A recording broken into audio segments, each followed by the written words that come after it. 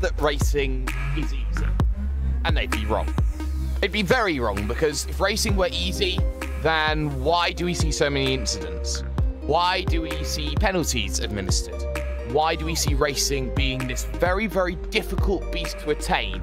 And why is the thrill of winning even more difficult than maybe even finishing a race? Well, the answer is very simple. You have to be the quickest to win. But when you want everybody to have a fair chance, Race4Sport have the answer. This is pursuit racing at its finest here on RaceSpotTV and iRacing Live. Next.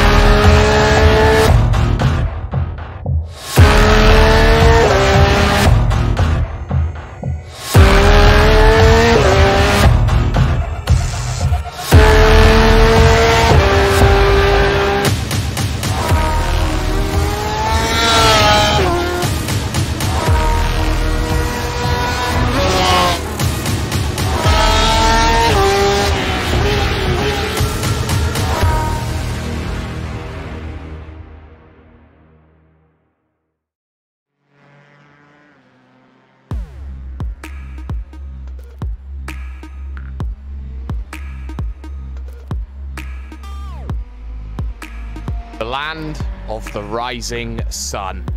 A place which is synonymous for season finales, but in recent times, this circuit has moved away from the season finale and more or less kicks off the road to home when we talk about Formula One vehicles. Today, though, is a little bit different. This is the penultimate round of the season in the Race4Sport Fair Chance League, and the championship is split by just 13 points, with every single position vital, especially when you consider the pursuit racing formats we have. Drivers who are slower get to start from the front. Drivers, though, who are quicker, well, they have a disadvantage throughout the race, the 23 laps that we have available today. They've got to work incredibly hard to break their way through the field with time discrepancies in place, and they've got to make sure they get to the front and score the points that they need. Ladies and gentlemen, I, of course, on iRacing Live and RaceSpotTV, am hashtag Do You Mind, Jake Sperry, the observer of sim racing. Joining me in the commentary booth for this one is Mr. Tom Jacobs. Tom, this is an interesting one because we're running GTE vehicles, so there is a class discrepancy between the two as well. Suzuka is known for getting a different winner from time to time as well. This circuit pretty much is a joke around in the fact that any card in the pack has an opportunity of taking a win. Yeah, it's a great series for that stuff, isn't it? And we can see that any car can take it here. GT, especially at Suzuka, is pretty fantastic, although it can get quite slippery out there on Japanese tarmac. So I'm interested to see how these guys play it out and battle for that elusive win.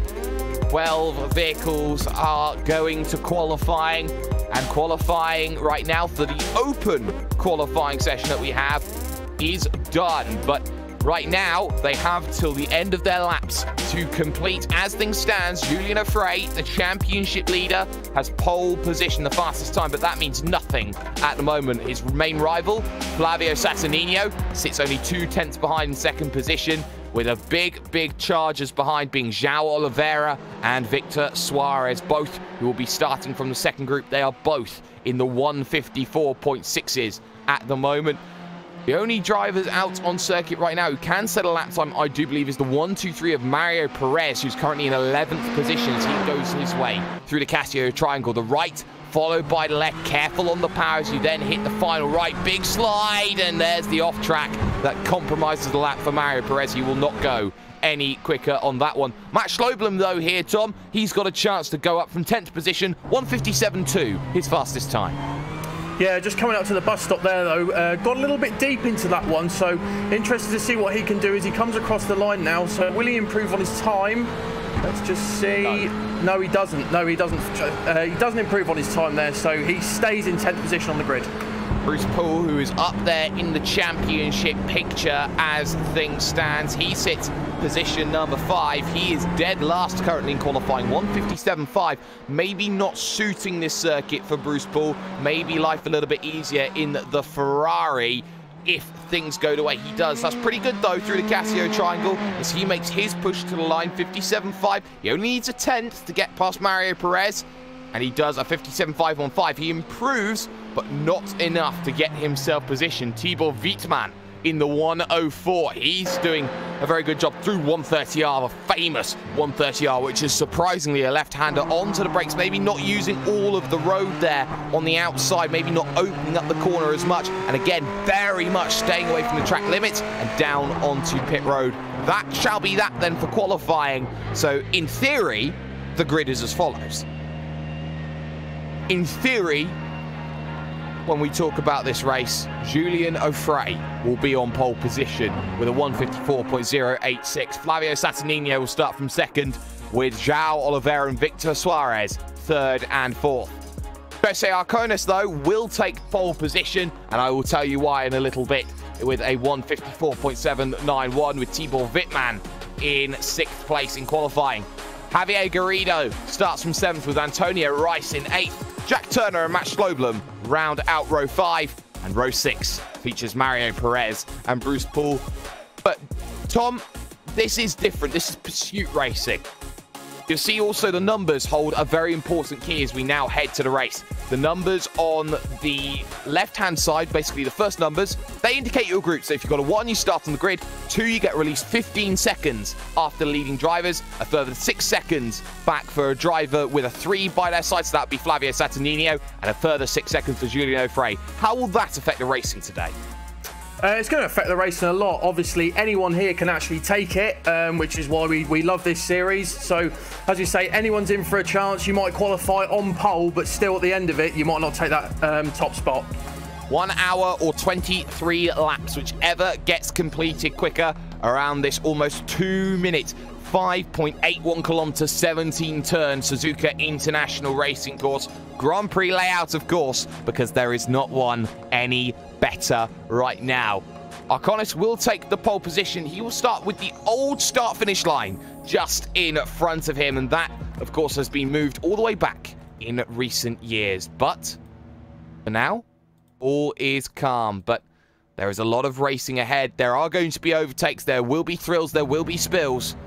And, of course, 13 points between the drivers who start at the back, Satanino and O'Fray, who know that they have work to do in this event, as they have done for every event so far this season. 2 minutes to get yourself gridded up, or you start from the dreaded place known as pit road. And that turn 1 and 2 for Jose Arcones, he has to be so careful about Thibaut Wittmann getting down to the inside, looking to take that position. You will also see a massive gap between the driver of Javier Garrido, who starts 7th on the grid, and Jack Turner, who starts 9th, because Antonio Rice, he will have to start from pit road. So that's an opportunity then for the top 3 to try and break away when it comes to the starting grid. 10 seconds then before the starting procedure begins, as we continue our coverage over the month of May, which is already proven to be so faithful, so good.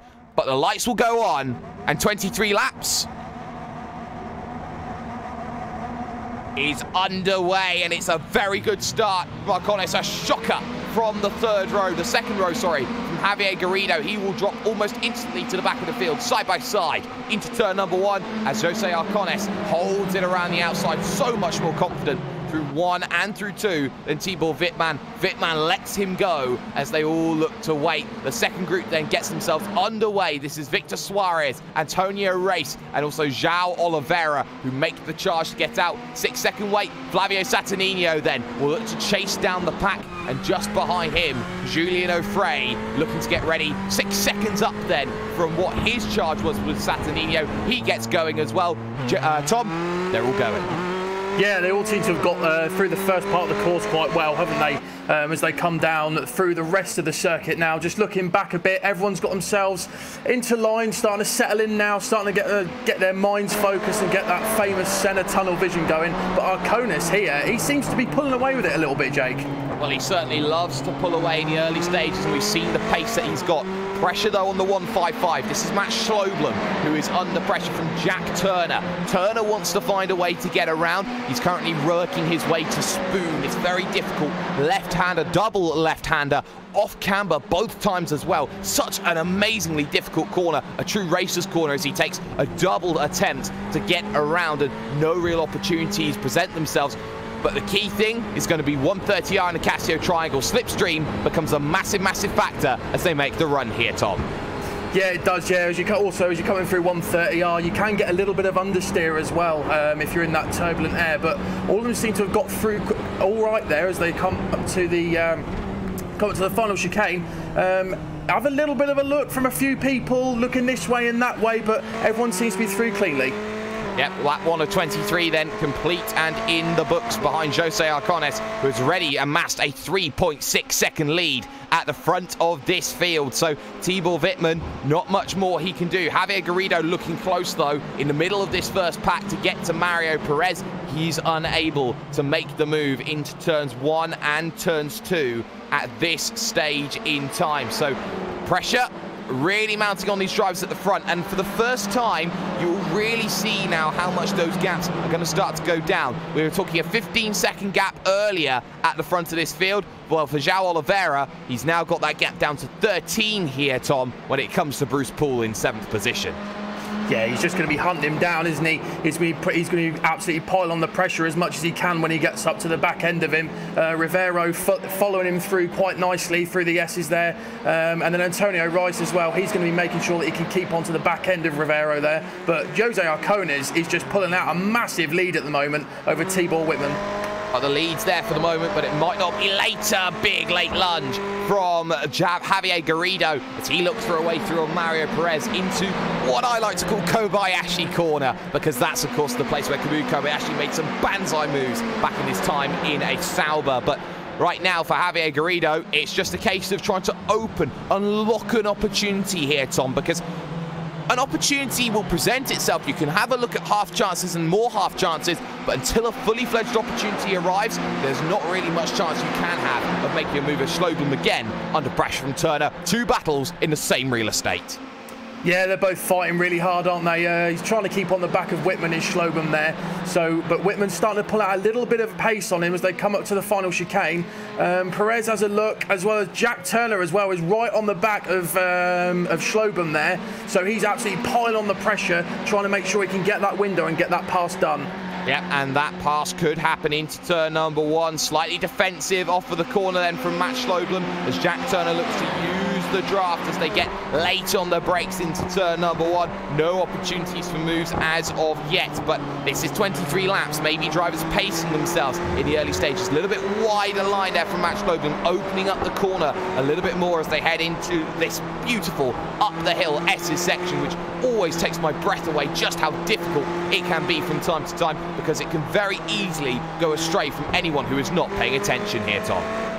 Yeah, it can be a right pain, can't it, with the S's. If you get the first corner wrong, and it can upset all the rest of them all the way up until the hairpin, pretty much. It sets your mind away a little bit from the rest of the corners. But Jack Turner is really on the back end of Matt Schloblum now. He's really starting to have a look, and Schloblum makes a massive mistake, so that's given Jack Turner up into 3rd place now, Jake. Yes, and here's another position side by side. No, there's contact. Round goes Matt Schloblum, spread eagle in the middle of the circuit. Poole gets a piece of it as well. Mario Perez with nowhere to go. Let's get a replay then. brought to you by &Wern Designs, the official graphics partners here at RaceSpotTV. And you will see this is so difficult with this hairpin because there's a small kink here, Tom, into that section. For Mario Perez, he's on the inside. You've got on the outside Matt Schloblum, who's desperately trying to get positions back. It's just a case of 2 into 1. Not much more you can say about it. No, there's not much more you can say about that. Matt Schloblum as well has got quite heavy damage on the right rear quarter as well. With that kink though, with the GTE cars with a lack of ABS, if you do end up locking up the rear wheels, you're just going to be round in an instant, especially if you turn at the time of braking.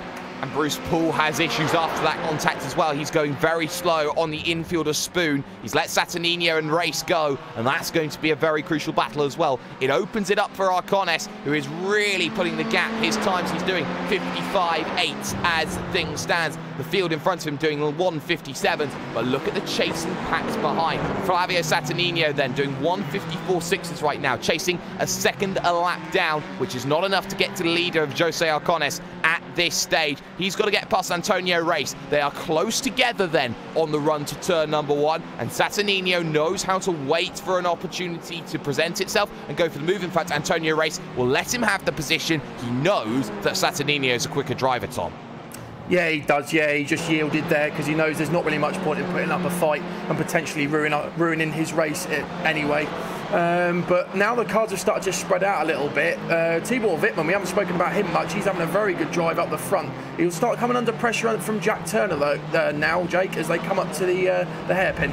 The gap when they crossed the line was 1.3 seconds between the pair of them. That gap has come down over the first half a lap that we've seen through the Degners and now into the Dunlop hairpin. They come along, and that gap pretty much at about a second. So Turner working about how he can try and get some positions back. The next driver for Saturnino to get to, though, is Matt Schloblum, who was involved in that incident. And a damaged vehicle is never going to be easy to get around here, Tom, especially the fact that Matt Schloblum will be now unpredictable to get past. Yeah, he'll have the added pressure as well that he would have overheated his tyres when he had a little bit of when he had that little moment there. So he's got damage on the rear. We don't know, possibly the floor's damaged as well with aero. So he's just got to fend off Antonio Rice, all those kind of guys as the quicker guys start to come through the pack. Flavio Saturnino now is really starting to pile on the pressure as they come towards 130R, Jake. Yes, he is, and now he will look to pick up that draft, and he will. He brings the gap within 3/10, within 2/10. Looking for 1/10, he won't get close enough, or will he for 130R? He backs out of it, he decides there's a better opportunity coming. He loses a little bit of time through 130R as they look to hit the brakes into the final chicane, and defensive line from Matt Schloblum, but I thought that he wasn't really under pressure there into that corner, Tom. Would you say a little bit of Indiana Jones and defender of the lost corner? There's an opportunity now into 1. Yeah, there's an opportunity now into 1, isn't there? So Saturnino's looking over to the right. I think that tells us that Schloblum's definitely got aero damage there. He seems to be at about 10 mile an hour down on pace as they come into the first 2 corners. It's going to be difficult for Schloblum now because he knows that he's got a car that's got a deficit to everyone else. So he just needs to keep doing the best he can to try and keep up with the rest of the pack. Yep, and there are more battles out on track. Tibor Wittmann trying to chase down Jack Turner, and 104 versus 134. Turner closed a second on that last lap, 156.9 compared to a 157.8 from Tibor Wittmann. That gap is certainly coming down, but a 55.8 from Arcones is enough to pull away by another 2 seconds over that last lap gap to the leaders, over 10 seconds. Now it becomes a train of 3, though. Not what Jack Turner wants to make this move. Javier Garrido's on the rear. Yeah, Jack Turner needs to make this move done, doesn't he, on Tibor Wittmann, because he's back. Wittmann's now backing him into Garrido as well, which is going to be a problem for him. So Jack Turner will now be looking in his mirrors, thinking to himself, I need to get past this guy. Like this is race critical now for him. Race critical. Well, for now, Jack Turner can only make positions and hold off the drivers behind them. Mario Perez, for example, is looking to push on. So is João Oliveira, who is really trying to hound down this leading group, as once again Jack Turner heads to 130R for the 5th time of 23. Almost 1/4 distance scored complete. That will be at the end of the next lap. On the brakes into the Casio triangle. You really need a run to make a move into here. This is not a corner that you can make a half-hearted attempt to make that move at here, Tom. I think you really do need to see things happen as Jack Turner dives down onto the lane. Yeah, Jack Turner's done a decent move there. He'll be fighting for Tibor Wittmann, but as we can see, Jose Arcones is in the pits, so he's pitted early for this now. So he'll be taking fuel. I'm not sure whether he's going to take tyres for this one, and he doesn't.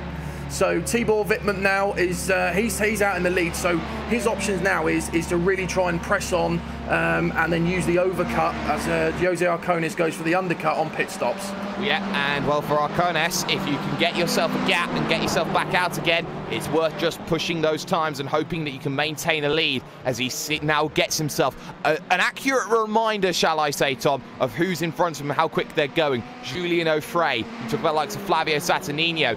If you're able to go out there and push, you go and do it. Here's João Oliveira, though, on the run to Degner 1, looking to try and find a way through a Mario Perez. Can't do it through 1, can't do it through 2. They're not normally overtaking opportunities, but look at the run he'll get out of Degner 2. Forces himself to the inside for the kink, outside and let through by Mario Perez. Oliveira's faster. Yeah, Oliveira made that move stick, didn't he? Had a little bit of a moment through Degner 1. He got a little bit too much on the curb and it pushed the car out wide. But out of Degner 2, he got a fantastic run there. As you look a bit further forward, Garrido's still piling on the pressure with Wittmann here. So Wittmann's coming off to the left, takes a good slice of curb there, keeping to his lines and really having to defend now from Garrido. And sometimes just being out there on circuit and just being as smooth and effective as possible is enough to unsettle a driver behind. And for Javier Garrido, he knows he's got to get past Wittmann. How, though? He's got to force the move himself. 2 tyres on the grass slightly by Wittmann. He's got to be careful of that. He doesn't want to be turning whilst he's got the less traction on the outside 2 tyres that he has. Wittmann runs incredibly deep, though, on the brakes, locks up the fronts and gets himself through the corner somehow, but opens up the opportunity for Garrido and does not take the dive down onto what is a surprisingly difficult pit road. But for now, Javier Garrido, the gap 0.3 of a second across the line, looking for opportunity, hoping to go down the inside, and he's thinking about angling to the inside, but he doesn't have the run to make it happen. No, I was quite surprised that Wittmann actually got that to stop. He had a massive lock-up into the final chicane. He doesn't want to be making too many of those mistakes, Jake, because Garrido is now right on the back of him through the S's. And I'll tell you what, actually, Oliveira as well, he's having a look. So what's happened is Wittmann has backed Garrido into Oliveira, and now we've got a 3-way battle here, Jake. Yeah, and that's not ideal for Oliveira. If he wants to chase down Arcones, he may decide that pitting may be the best strategy because he may be held up in this situation. Same can be said for Javier Garrido. Run to the Degners. The pair of them come along. And you can see just how wide João Oliveira is taking that corner. He's really having to back off of it here compared to the slower drivers that he has in front of him. Run up again to the Dunlop corner, and you can see they're all going for the inside here, and it was well blocked, well scouted by Tibor Wittmann. He shut the door on everyone, and they panicked in 6s and 7s behind, almost like a herd of cows that really just didn't understand what was going on.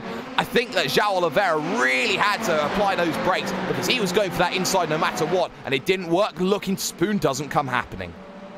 Yeah, that was a bit of a moment, wasn't it there, Jake, as we went up to the hairpin there. I really thought we were going to have a bit of a prang while we were having all that excitement, however. So Saturnino has made a move on, disregard.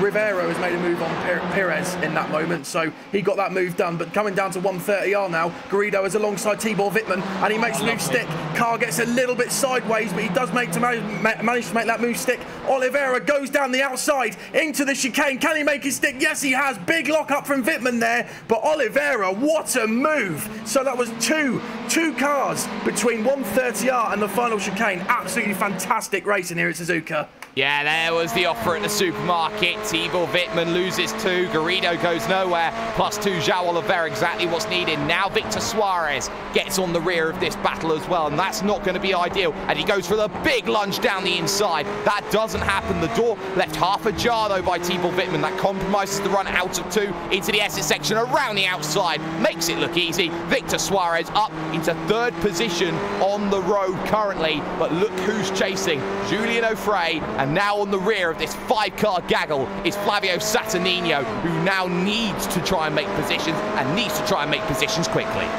Yeah, he does. He needs to start piling on the pressure to those 3 guys in front, doesn't he? Oliveira, though, having an absolutely brilliant one. He started to pull out a lead on Garrido now and Wittmann. Wittmann's falling farther behind. Rivero's still up there and piling on the pressure onto Garrido. So these guys really need to start getting a move on because you've got a fray coming up quite fast, Jake.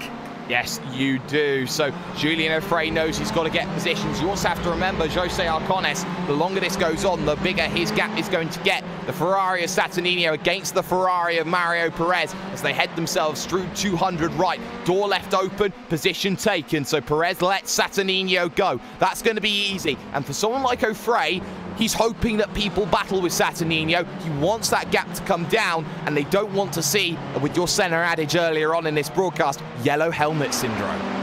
Yeah, they don't want to see that, do they? So Ofré will be thinking to himself, this is brilliant stuff. I've got these guys fighting for position now.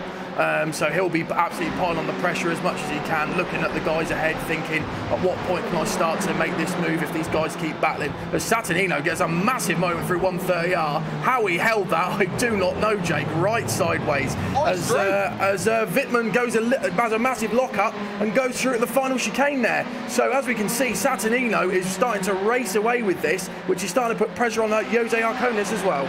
Yeah, well, Wittmann ran wide, and I think he didn't want to get involved with Saturnino, hence the move, hence why Saturnino is through. He's got to chase down Victor Suarez and Javier Garrido, and Garrido really holding his own at the moment here with Victor Suarez. Suarez, not much he can do. He's just seeing João Oliveira pull away. The gap now 2.2 seconds at the front of the field. Remember, Arcones is still in this one. He's currently 25 seconds off of João Oliveira and running very, very similar lap times, only 0.8 of a second slower on that last time by. That may seem a lot, but you have to remember the gap that he amassed at the start of this event. But Victor Suarez, battle for second, currently unable to find a way past Javier Garrido, who is punching well above his weight at the moment here, Tom.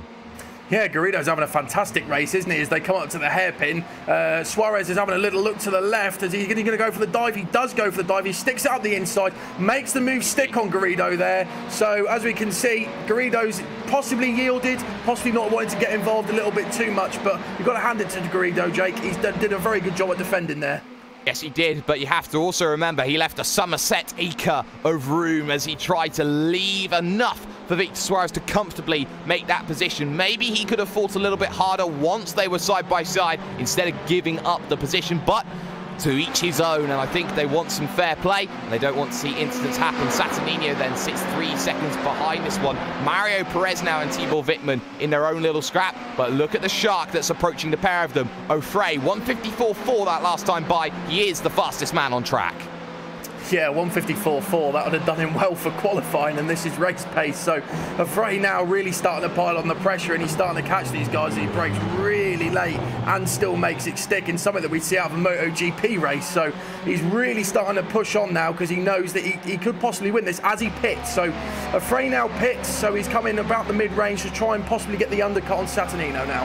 And he had a big lock-up trying to get slowed for the line. He slows it down enough. But now the question is, how far away from Jose Arcones is he as Arcones rounds the final corner, looking to try and chase down Matt Schloblum, who does have the damage still. So Arcones will go past Ofré, but how long will Ofré have to stay in that box and get himself out? You can see he angles himself, looking out of pit road, looking to try and get the shortest possible time, getting out as much as he can. Jack Turner will go through. He'll have to get through that. There's the splash and dash. Out and away goes Julian Ofré, and he knows he's got work to do. He knows he's got to chase up maybe a quarter to a third of a sector here, Tom.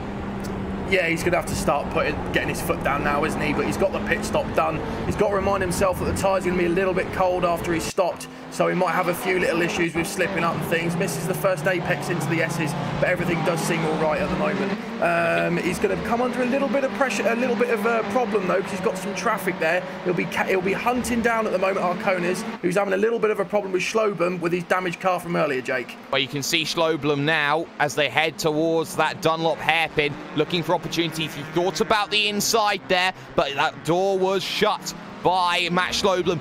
He's not in the mood for letting people go. He will fight for every position, and I like that out of a character. Flavio Saturnino, though, side by side on the run to 130R with Javier Garrido. This one, the battle for third position, and Saturnino goes down to the inside, and the Italian, well, there's a lot of passion there as he makes that move. He made Javier Garrido look as if he was stood as a motion in time. Yeah, he did, didn't he? He took right up the inside, stuck a little wheel on the dirt there, kicked up a load of dust in his face, and they just basically said bye-bye. So he's got the move stuck now. He's doing really well. He's up into 3rd position. All he's got to do now is focus on catching the front 2 and keeping Afray and Arcones at bay.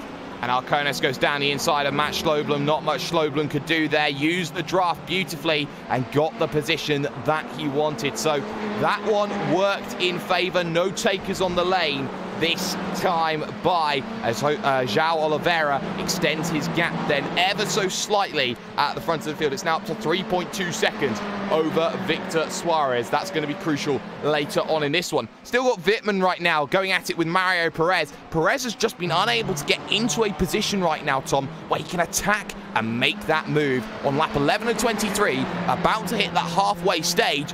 Mario Perez has proven that he can run with drivers like Wittmann, but he hasn't yet proven he's got the overtaking factor. Yeah, that's something that you need to learn, especially in GTE and GT3 racing. He needs to look now at his opportunities that he's got. He needs to try and force Wittmann into a mistake by piling on the pressure. He goes a little bit deep there, a bit of a lock-up from Perez, so you can tell that he's working really, really hard in the cockpit of that car, Jake. Yes, he certainly is working hard. The gap between Julian O'Fray and Jose Arcones, well, that has come down to 14 seconds from the start of the event. Remember, that gap was at 27 when they started. So for now, that is going to be very, very, very crucial, because that gap has halved in the space of half a race so far. This one could come down to the last couple of laps if things stay the way they do. Remember, Saturnino is yet to pit as well. Championship implications, 13 points. That's not much at all in this situation. And Saturnino, any one slip up, and that could mean that Julian O'Fray's championship pretty much goes his way. Remember, there's one round after this, and Saturnino has been in 2nd position a little bit too often than not. Yeah, he has, hasn't he? But he'll be thinking to himself, he can't make any mistakes now, as you say, Jake, because otherwise he's pretty much going to hand the championship to Afray. He's looking really good, to be fair. He's hitting his lines, he's hitting his apexes, and pretty much doing everything that he needs to do to keep Afray at bay. But will it be enough? Well, we can only see at the end of the race. And let's actually talk track conditions at the moment. 24 degrees in the air, 26 on the track here in late afternoon conditions with a light northerly breeze, which shouldn't make too much difference of things. A colder track condition, do you think that is leading to maybe quicker lap times, maybe a bit more oversteer in these vehicles, and maybe even looking at certain drivers impressing and excelling in these conditions? From experience racing GT, especially the Ferrari does seem to handle a lot better in colder conditions. From races that I've done previously, in hotter conditions it tends to be a little bit more oversteery. As Saturnino there, coming out the hairpin, puts one wheel on the grass, but it's all right, he's got away with it. It's all down to setup really with them. You can have a hot and a cold setup, but some guys will favour the hotter weather, some guys will favour the colder weather. It's just all about putting that move on people in certain weather conditions that you know you can get away with. Say if it's hot weather, you're going to lock up, whereas in colder conditions you might not. Yeah, that certainly seems to be the case then. Julian Afray again, fastest man on track, 154.265. That last time by only 2/10 off of his fastest lap set on lap 2, a 154.001. He's trying to chase down Jack Turner, more crucially Jose Arcones. Even more crucially than that, Flavio Saturnino, who's now stuck behind Victor Suarez. Does he decide to dive down in now? Again, no takers, but again, look at Saturnino. He's tucked in underneath. He likes that run to turn number 1. Within 0.3 of a second, within 0.2 of a second, trying to push that back to a 10th, and he's just not close enough. Victor Suarez has his number. Yeah, Victor Suarez is defending well, isn't he, here? But Saturnino is really starting to pile on the pressure now. He's starting to have a look. He gets a big sideways again coming out the second corner. And as we all know, Suzuka is an issue with these corners, especially the first two, because if you start getting a little bit of a slide on, it can be quite hard to save it. So he did well there, Jake, to hold that, but he really is starting to pile the pressure on now to Victor Suarez. You feel that setting up a vehicle here at Suzuka is arguably one of the most difficult challenges due to the nature of this track, encompassing all different types of corner, straight, and pretty much everything in a circuit. Yeah, it is difficult for the guys that I race with. It's probably one of the circuits that we have one of the biggest issues with in setting up the GT cars. As we see now, Saturnino's going to have a little look to the left. Does he make a stick? No, he doesn't. So Victor Suarez still coming up to the hairpin there, blocks him off. But going back to setups, it is a hard circuit to do, because also you've got elevation changes and things like that. So, and the cars really suffer with turbulent air in the fast corners, like 130R as well. That certainly seems to be the case. Here comes the run to Spoon. He wanted the inside. It wasn't forthcoming, but look who runs wide. Suarez is off the circuit, so down the inside goes Flavio Saturnino. He worked that. This is the game of chess I love about racing there, Tom, because you saw there that Saturnino was never, ever going to make that move stick, but he scared Victor Suarez off the road. He made a mistake, got the unforced error, and that for Saturnino is a vital position. Yeah, it just reminds me of what Martin Brundle said when he was doing the Top Gear sketch about Senna. If he's going to make you either yield or you're just going to have a crash, which is what he did there to Victor Suarez. Just said to him, I'm going up the inside, you either hit me or you go off the track. And Victor Suarez chose to save his race and go off the track there. So Saturnino now up into second and chasing down Oliveira. And we've also seen a change in positions between Jack Turner and Julian O'Fray. That one happened into turn number 1, I do believe, over this lap. So Julian O'Fray starting to make moves, comfortable moves, over Jack Turner. So Turner, who really didn't have anything to fight with, decided to let O'Fray go. Next up, O'Fray's got Matt Schloblum, and that's going to be a big, big battle, because Schloblum is going to probably pit in late as Mario Perez hits the lane. Yeah, Mario Perez comes into the pits, doesn't he? So he's decided to pit a little bit later than most people. So we're going to start to see a lot of pit stops starting to come around about now. The fuel lights might start coming on at this time, because I presume that most of them will have started on full fuel.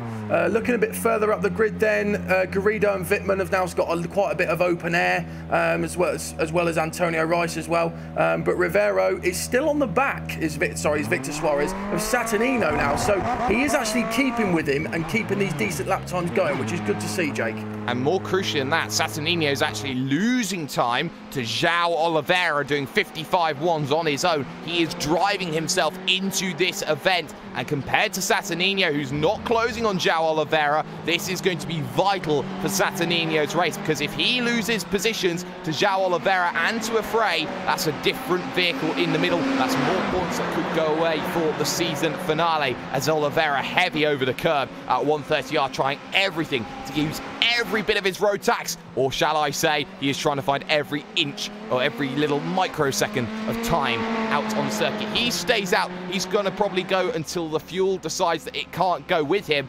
More crucially than this, though, here, Tom, look at the gap between O'Fray and Arcones. It's come down to 7.5 seconds, and in fact, that one would probably come down to about 5.5 seconds at this stage. Yeah, Frey's absolutely on the hunt, isn't he? Arcones will now be thinking to himself, right, I really need to start getting a move on now. Because we see a little bit of a lock-up, not sure who, I think that was Antonio Rice going into the chicane at the end. Bit of a lock-up from him, but he seems quite comfortable, as does Wittmann as well. But looking a bit forward, you've got Garrido, he's out in open air, and then the rest of the guys, as Saturnino now starts to pull away from Victor Suarez. But Oliveira there at the front is really starting to make great pace now, Jake. 154.6 on that last lap by from João Oliveira. Most crucially for this, for O'Fray, he only did a 54.5 on that last time by. The difference 1/10 of a second. If the driver, Julian O'Fray, wants to chase, he's got a lot of work to do. The gap between himself and the race leader is 38 seconds. I'm not sure, Tom, that's enough lane to lane to get João Oliveira in and out ahead of O'Fray. No, it might not be, but as Oliveira is doing a really good job up front. I mean, it doesn't seem to be as quick as O'Fray at this track, but what we can see is now O'Fray's going to start massively piling on the pressure, because we know he's done his pit stop, so he's going to have to absolutely fly to try and get that top spot. I really think this is going to come down to the wire here at Suzuka, Jake. I certainly think it does, but Tom, you talk about Japanese circuits having a different characteristic in their asphalt. When you see drivers like João Oliveira having a great run, drivers like Jose Arcones having great runs, do you feel that this Japanese asphalt has something characteristically different that appeals to certain drivers? Yeah, certain drivers and in certain cars prefer an oversteery track, and from my experience of racing around Suzuka, the problem that you have is Japanese asphalt, as you say, seems to be quite slippery, but some drivers tend to favour that. Not for me personally.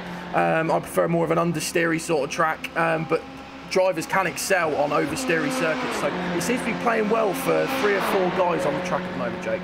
Saturninho closes 1/10 of a second over that last lap compared to João Oliveira, who was a little bit slower that last time by 1:55.1, and has completely broken Victor Suarez just behind, who is unable to keep up with the same pace. Gap between Arcones then and Afrey. We'll keep an eye on this one because Arcones does a 56.7 that last time by. Afrey a 54.7, another 2 seconds being locked off the time. Gap comes down to just 3.8 seconds out on circuit. In 2 laps, Afrey will be all over Jose Arcones. Yeah, Arcones is going to have the defend of his life, isn't he? He's going to absolutely have to go to war with Afrey at the moment if he carries on catching in this way. So Arcones has really got to put his foot down now, start hitting his apex, probably try not to look at the times in his car and try not to look at the telemetry too much, just keep hitting his apexes and try and keep this pace up and keep Afrey at bay. Yeah, and when you look at the time left, it's 7 laps to go when they next cross the line, so this is about as far as they can go on the tank, which is restricted to 55% of what it is capable of. That's why you're seeing these times pretty much slow in the lanes, as there's a bit of a mistake from Saturninho as he has to take a double take through Spoon, and that is always going to be a worry. Keep an eye on Antonio Rice though, he's yet to come in, as is Tibor Wittmann, and the pair of them closing up together, 56.7 against the 58.3. That's just a little battle, a little morsel to feed everybody as that battle looks to go on for what is 5th and 6th position here, Tom.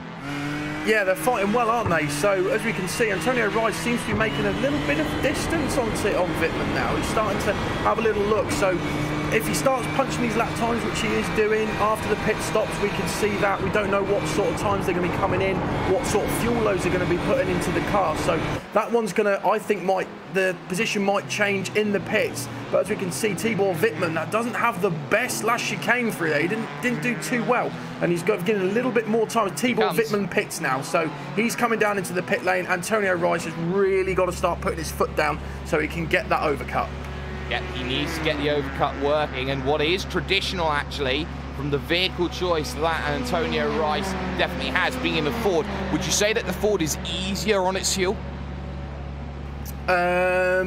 I would say so, possibly at certain tracks, but that also depends on weather as well. I've seemed to find that on a colder track, the Ford seems to be slightly better on fuel.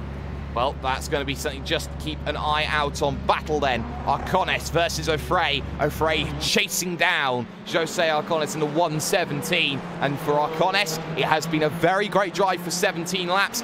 But right now, you've got to get it to 23, and Afrey is chasing, and that gap looks like it's visibly shrinking as they head through the legendary curve on the left-hand side, the final corner that the late Jules Bianchi managed to do in his racing career, as now Afrey looks to keep on piling on that pressure, and look at how close he gets now. He is within 1 second. He is now in full range of the draft.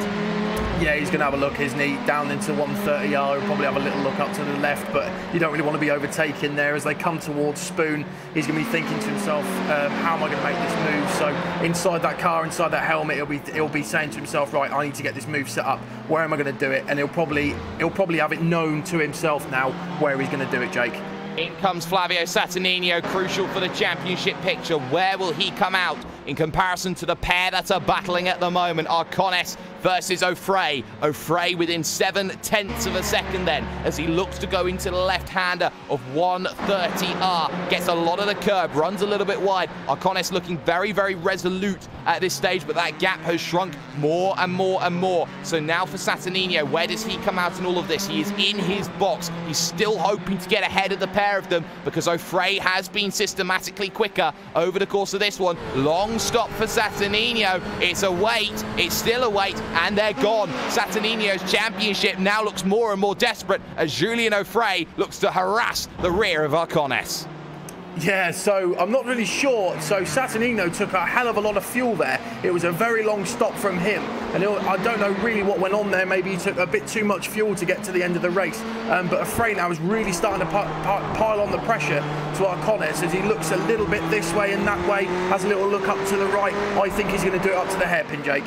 Well, the hairpin seems the most logical place as he runs a little bit wide on the exit. He's got to attack now, and the next worry for Afray is João Oliveira. He wants to get past him as well, because this one is for position on circuit. Both drivers here in this battle have pitted. Mistake slightly from Arconis. He missed the apex by about a good 4 feet as he looks to now try and defend this one into the left-hander of the hairpin. He outbrakes himself though. He runs wide, and through goes Julian Afray and does what Afray does best. But Arconis, not giving up, has the inside line for the 200 right, and look how much superior he can be on the inside. He holds that position off, but for now it's only to Spoon here, Tom. Maybe a look to the inside. Now it's 130R, it has to be.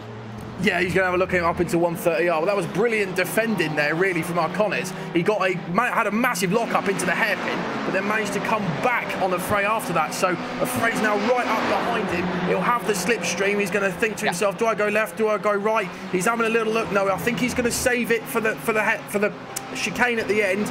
Doesn't have a look through 130R, but as we come up to the chicane at the end, Arconis goes left. Afraid, no, he's not going to go for it. So it's going to be on the next lap that I think he's going to go for it, Jake. Good middle of the road driving right now from Jose Arconis. Everybody dives onto the lane. Out comes João Oliveira with the race lead in tow.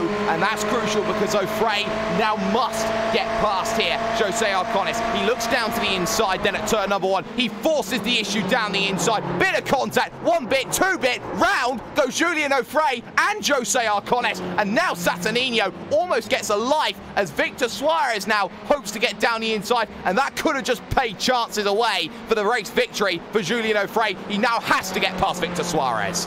Yeah, now he's got to work really, really hard, hasn't he? It just looked a little bit like as he went up into the inside, and then as you see, he's in again.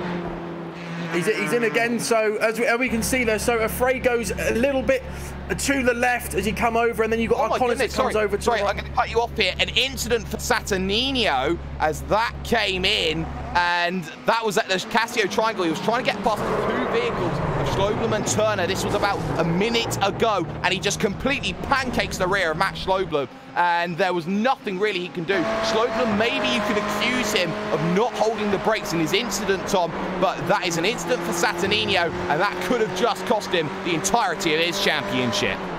Yeah, he'll be absolutely gutted in there, won't he? It may be that Schloblum, as you say, didn't hold the brakes, but looking a little bit further up the grid, Afray's he's having to really pile on the pressure now, as Arconis seem to come out a lot better from that incident, as he just comes out the end of Spoon now, and Afray does as well, but he's now got to get past the car in front.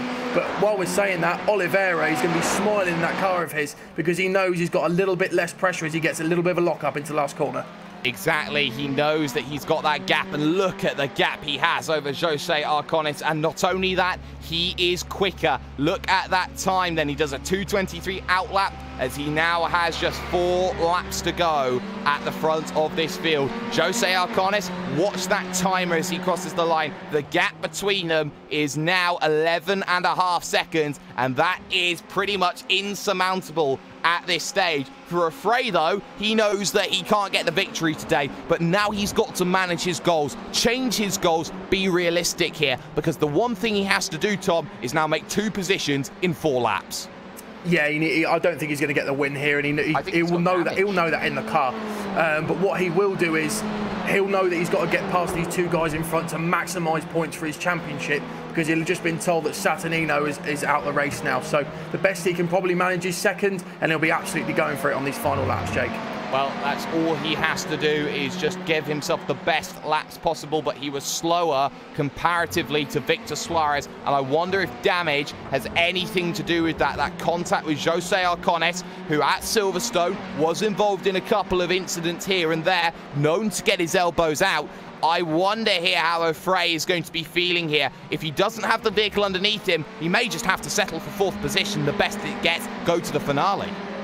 Yeah, and he'll take that to the finale, which will be great, which will be more better for us and great for us, because it'll be fantastic racing if it can go down to the final round. But he'll want to settle it here. He'll want to do a Lewis Hamilton and finish the championship early, so that he can sit back and just basically have a little bit of a friendly race for the final rounds. But he's got it all to do here, so it's all up to Afray now. So we'll have to see what he can do. Arconis is he's doing really well actually, defending from Suarez. So, but Oliveira up there as he goes through the bus stop stop, sorry, is really pressing on and looks really good to win this race. He certainly does. Only João Oliveira can stop João Oliveira from winning this one here today, unless traffic plays itself into this factor. But for now, it seems that no traffic really close. The only driver who could be close, Bruce Poole, but right now he is in a world of his own at the moment. Time for a fray will not count again. I reckon he's got damage that could be classified as race ending here at the moment here, Tom, and I wonder if he's trying to go 4 laps in order to just try and bring the vehicle home as quickly as he can. He can't afford to wait too long here though, because penalties from the iRacing system really do come into effect if you ignore some penalties. Yeah, it's the worst thing that you can do, isn't it? So, as we're saying, Jake, he has got possible damage there, which I think he probably will have after his little accident with Jose Arcones. So, he'll be kicking himself inside that car and he'll be absolutely wringing its neck. But when the car's got no downforce, and downforce is everything in GTE, it's going to be a real hindrance for him. Certainly will. The gap between Arcones and Suarez is 1.6 seconds the last time they came over the line. Victor Suarez closed down 0.3 of a second over Jose Arcones, who may have just got out of this one a little bit better than Julian O'Fray has, the counterpart. The good news for O'Fray though, it's 10 seconds back to Jack Turner, but he may just have to make one more stop. Arcones looking good. Behind that though, talking of Jack Turner, he is under pressure. Javier Garrido still there, still looking to put in that pressure, and that gap 1.6 seconds, but Turner was quicker fractionally on that last lap. Yeah, Jack Turner's just got to make sure that he keeps pulling out a lead to Garrido, doesn't he? But Garrido, as they come up to Spoon now, seems to have got a little bit of a better line, puts one wheel on the grass, but he seems to have got a bit of a better line through Spoon. But looking up to the further, to basically our second place battle, Arcones at the moment is looking pretty healthy for that second place on the podium, Jake. Don't count your chickens. There's 2 laps to go in this event. And for Victor Suarez, he knows that in 2 laps, if he can just get onto the rear, he may have a shot of taking a position. 1:55.5 that last time by. There's 0.6 of a second locked out of the time. Brings the gap down to 1.1. That's exactly what he wants. Just keep on taking time away from Jose Arcones. Just whittle it down, chop the tree, and hope that you get the fruits for your labours afterwards. Victor Suarez knows that he's just got to keep it on the island, keep the pressure up on Arcones, who has himself a lot of pressure on his shoulders now. Position number 2 is difficult to fend off, and that's everything he is trying to do here, Tom. Yeah, he is, isn't he? And he's going to be really, this is the race of his life, basically, pretty much at the moment. As we see Suarez having a little bit of a moment as they come towards the next through that corner there, takes a little bit too much curb and it upsets the car. Does the same again, takes a little bit more curb there. So you can see from this, he is really pushing to catch Jose Arcones, Jake. And Arcones runs a little bit wide through Egner too, which is always very difficult to get correct. On the brakes again into the left-hander. We've seen already how the driver of Arcones can crack under pressure, but there's a mistake from Victor Suarez. He runs far too deep in through the hairpin, and that could just be the moment that Suarez maybe forfeits his shot at second position. Yeah, but it did seem that Arcones had a little bit of a moment. I thought that if Suarez could have got that round, he would have taken second position, Jake. But he didn't. He followed him in and got a little bit of tunnel vision on the back end of that pink Ferrari and just managed to pretty much make the same mistake. But he went a little bit more deep than Jose Arcones there. Certainly has done, but for João Oliveira, he runs himself through the final few corners, and the white flag will wave at Suzuka in Mie Prefecture. It has been a simply put faultless drive at the moment from João Oliveira, who knows more than anybody else he is capable of getting himself into play. A little bit deep from Suarez, and he gets all over the curb on the exit as well. Gift for Arcones. That may have just decided the battle for second position, because that gap extends now to 1.3, a 1:56.6 compared to a 56.4. It is very clear that Victor Suarez was pushing too hard outside of his capabilities, and he's lost an entire second over that last lap because he's been pushing too hard. For Julian O'Fray, again, it's a lap time that doesn't count, and look at his last 4 lap times, they haven't counted. So he is very dangerous between now and making it home. In terms of other battles on circuit, there are none at this stage. We will focus on Arcones versus Suarez for the majority of this one, maybe even Garrido versus Turner, which is starting to extend to almost 2 seconds now for Jack Turner, as he put another half a second over Javier Garrido on that last lap. But to Suarez and to Arcones, they make the run now to the Dunlop hairpin. Maybe there is a mistake waiting for Jose Arcones at the last given moment of this event, but he is pretty much planted in the middle of the road. All that he needs to do is just bring the vehicle home for a very, very healthy points haul. And for Jose Arcones, who in the championship is position 6, looking to get past Mario Perez and Bruce Poole and Thibaut Wittmann as well, he stands very good in line to maybe move up to 3rd in the championship. But to João Oliveira, who pretty much stayed quiet under the radar, assassin-like, as he looks to get himself going through. Maybe you can say a samurai sword wouldn't be too befitting of a driver of Oliveira's caliber. Round the final corner for João Oliveira, who wins at Suzuka, and he takes a very, very important stride in terms of his racing of improvement. He wins in 45 minutes and 7 seconds. Mistake from Victor Suarez. That will cost him overall, because that completely threw away any shot against Jose Arcones. He finishes 2nd ahead of Victor Suarez, and Julian O'Fray almost has the championship wrapped up. Position 4 is perfect for where he needs to finish here, Tom. Yeah, a brilliant race there. Congratulations, you get to Oliveira. Had a fantastic race, kept his head cool, kept his head down, and did everything that he needed to do. A little bit sorry for Victor Suarez. He could have had that move, but it's just a few little mistakes at the end. But Julian O'Fray, he'll be happy with that. He can now go into the next round knowing that he hasn't got as much work to do as he needed to, because obviously Saturnino now retired halfway through the race. He was the only retirement in this race as well, which shows testament to the field and how it stayed very much clean throughout. And I like a race that goes clean. I like a race which has very little retirement. Maybe some say that retirements are part of a factor of racing. They are, but no driver wants to ever get involved as the last of the drivers look to push their ways over to the start-finish line. We'll get official classified results then from the circuit of Suzuka, the land of the rising sun, providing some fantastic action here today. João Oliveira in the 277 takes the victory, 12.4 seconds the margin over Jose Arcones, with Victor Suarez holding off for a very, very good podium result. Julian O'Fray, one hand, maybe even a second pinky finger on the title right now as he finishes 4th with a very, very resolute drive with damage that was probably affecting a lot of factors. Jack Turner does well to finish 5th. He holds off Javier Garrido, who finishes in 6th. Antonio Rice finishes in 7th place, with Thibaut Wittmann in 8th position overall. Mario Perez will finish 9th, with Matt Schloblum getting involved in a couple of major incidents today to finish 10th. Bruce Poole will finish in 11th, and the one vehicle that failed to finish is the championship pretender, Flavio Saturnino. Has he given it to Julian O'Fray in the long run of this one? Well, that is to behold. We're going to very quickly, though, talk to series organizer Donald Strout. Donald, that is action-packed for a race. You talk about championship implications, winners who don't often find themselves up in the winner's circle, and arguably a podium which very few people would have predicted at the start of today's proceedings. Yeah, it was really a great race. I was really pleased with how well João Oliveira did.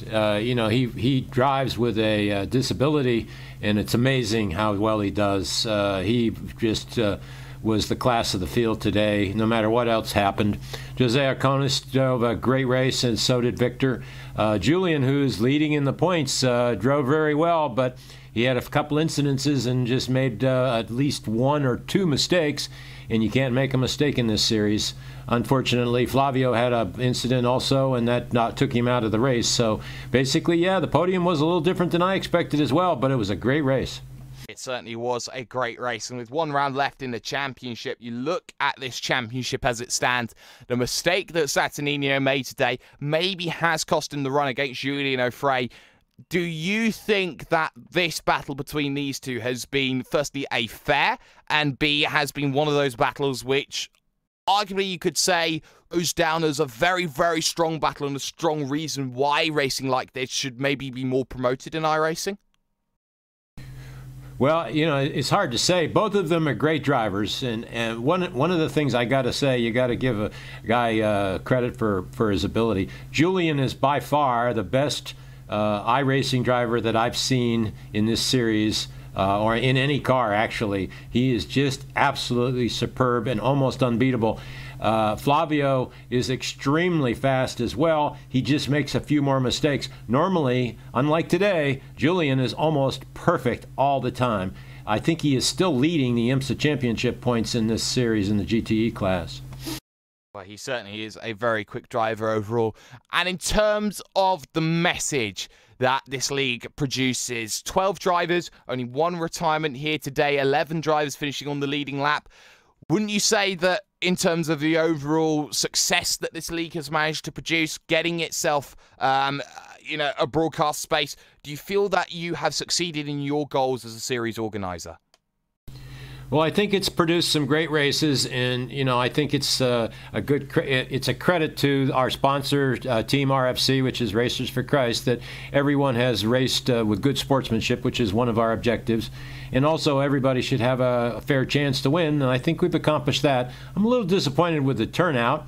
I think the format is just a little different, and it hasn't taken off as much as I would have expected, but I still think this produces great racing, and makes it a little more difficult for the guys that are fast because they got to deal with a lot of traffic. Maybe that's why the participation's down, but in any case, I'm pretty pleased with how it went this season. Not a worry at all. Donald Strout, their series organizer here at Race4Sport. And Tom, final thoughts then as we look to bring things to a close here from Suzuka. It was brilliant racing, wasn't it? A couple of little incidents in there, a couple of little battles. We had we had some really great racing actually, didn't we? But Joao Oliveira, my driver of the day, just kept his cool. But everyone else, brilliant racing. Feel a little bit sorry for Flavio Saturnino, but that's racing at the end of the day. But it'll be brilliant going into the last round of the season. It certainly will do, but unfortunately that's all that we're going to have time for here on RaceSpotTV. A big thank you has to go to our sponsors and all the people that help us get things done. Firstly, to Adwern Designs, the official graphics partners here at RaceSpotTV, along with Apgineer and ATVO, the official graphics engine here at RaceSpotTV. Special thanks, of course, have to go to Istvan Ballo and TrackCams22. Make sure you check out those, along with Simon Grossman for the animations and Nick Disson for live timing and scoring. That's not all we've got this weekend, because it is a very, very busy one here at RaceSpotTV. The Verizon IndyCar Series, as part of RaceSpotTV Primetime, heads to Indianapolis Road as they look to get things done. A championship which is currently being split 5 ways at the moment. The likes then of Dirt Night with Randy Chenneth and Jonathan Simone. The likes of the Sports Car Open coming back for a Road America 500. Join myself and Justin Prince for that, along with the finale of the Club Sport Series, powered by DGFX, a feeder series in terms of what it does with comparisons to the Neo Endurance Series. V8 Super Trucks, we do love them, along with the Skip Barber 2K World Cup season finale from Snetterton. Will it be Brian Lockwood, or will it be Mr. 2K World Cup himself, Philippe Laubert? Only you watching will find things out on RaceSpotTV and iRacing Live. But for the time being, that's Hugo Louise behind the camera. That's Mr. Tom Jacobs. I'm #DuMan Jake Sperry, the observer of sim racing, saying that Joao Oliveira worked his socks off, kept himself quiet, and ultimately got himself a race victory for his hard work and effort. Have a good one.